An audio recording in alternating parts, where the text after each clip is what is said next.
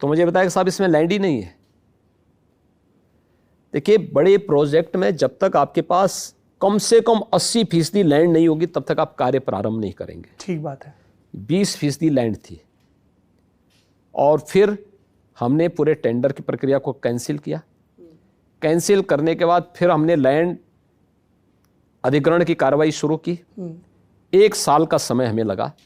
हमने पूरी लैंड, जब 96% लैंड हम लोग खरीद लिए।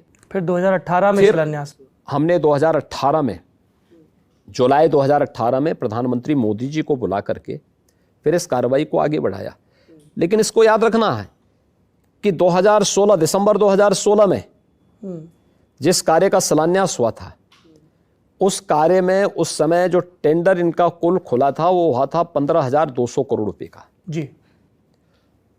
110 मीटर चौड़ा एक्सप्रेसवे, 341 किलोमीटर लंबा था। 15,200 करोड़ रुपए में वो एक्सप्रेसवे का सिविल कार्य होना था जी। जब 2018 में, जुलाई 2018 में हमारी सरकार आती है जी, तो 2018 में हमारी सरकार के आने के बाद यही कार्य हम लोग 11,800 करोड़ रुपए में कराते हैं। 120 मीटर चौड़ा, 341 किलोमीटर लंबा ये एक्सप्रेसवे बनकर के तैयार हुआ है और इसका लोकार्पण प्रधानमंत्री जी के द्वारा किया जा चुका है।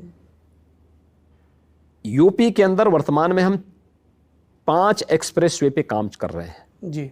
राज्य सरकार अपने स्तर पर कर रही है जी। और भारत सरकार के स्तर पर हमें 2 एक्सप्रेसवे दिए गए हैं जी। एक दिल्ली मेरठ एक्सप्रेसवे जिसका लोकार्पण हो चुका है और जिसमें अभी 2 जनवरी को प्रधानमंत्री जी दिल्ली से मेरठ बाई रोड आए थे और फिर वापस बाई रोड ही गए। समय बहुत बचता है, मैंने इस्तेमाल किया है। मैं कह रहा हूं 4 घंटे की दूरी को 45 मिनट में पूरा किया गया।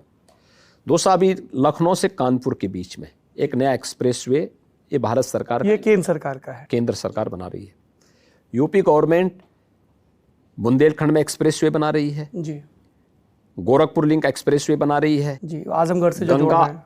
गंगा, हाँ, वहाँ आजमगढ़ अंबेडकर नगर को लेते हुए संत कबीर नगर होते हुए पूर्वांचल एक्सप्रेसवे से जुड़ जाएगा, पूर्वांचल एक्सप्रेसवे के साथ जुड़ जा रही है।